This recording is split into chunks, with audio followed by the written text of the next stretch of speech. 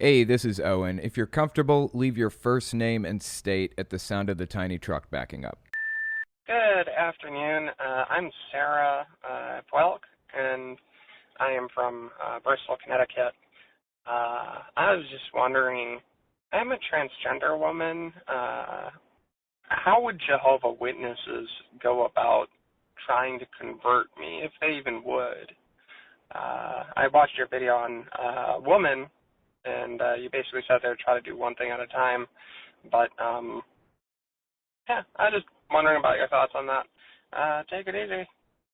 Appreciate that. I'll tell you what would probably happen if a Jehovah's Witness started studying with you. This is usually what cults do to varying degrees.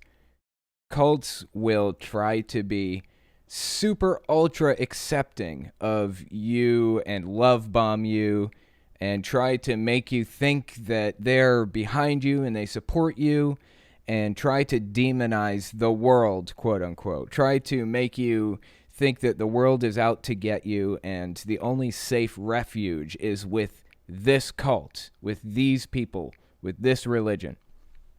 That's the tactic that they usually employ, all cults. The reason they do that is because they want to bring in as many members as humanly possible. Cults who are upfront about the people that they hate or the people that they don't accept for one reason or another, there's a higher social cost to joining it, and they will bring in fewer members. A group like the NIFB, that's a good example. Steven Anderson's church, Faithful Word Baptist Church, they will straight up tell you up front that you're evil for being gay, you're evil for being trans, or whatever else, and you're sick and disgusting and depraved, and you can't join unless you change. That's their position on it.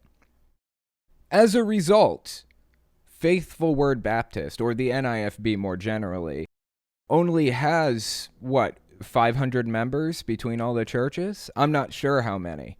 That's an educated guess. 500 to 1,000 is probably roughly how many churchgoers they have total. But Jehovah's Witnesses, their approach is different. They basically have the same positions. You can't be gay, you can't be trans, you have to live within these confines of the religion if you want to be a part of it. Same positions, but the upfront social cost that they present to you is completely different.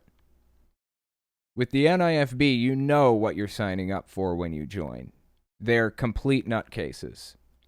With Jehovah's Witnesses, they'll try to lure you in by portraying a much nicer, calmer group who supports you for who you are. And not until later will you find out that you can't be a member unless you are no longer trans. That's it. You have to live your life like the gender you were assigned at birth, and that's it. You just can't be a member. But by the time they spring that on you, by the time you come to that realization, typically the sunk costs fallacy has kicked in, and you're going to feel like appeasing the members and leadership of this religion is worth more than your own feelings and thoughts and life. That's not just how it works for members of the LGBT community. That's how it works for basically everybody. You have to give things up to be a Jehovah's Witness because the religion is very and intentionally confining and constricting. So the longer you learn about the religion, the more time you invest in it, the more likely it is you're going to make the changes required to be a member.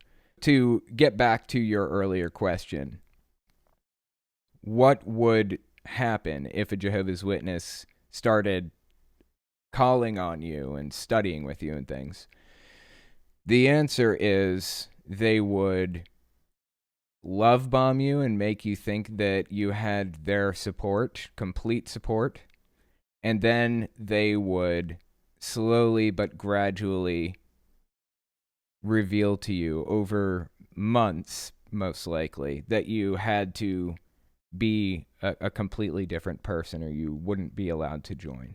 Appreciate the phone call. Very interesting question, and it should serve as a reminder why Jehovah's Witnesses are so toxic, because they want to change who you are, and no religion should ever try to change who you are like that. It's just straight up wrong.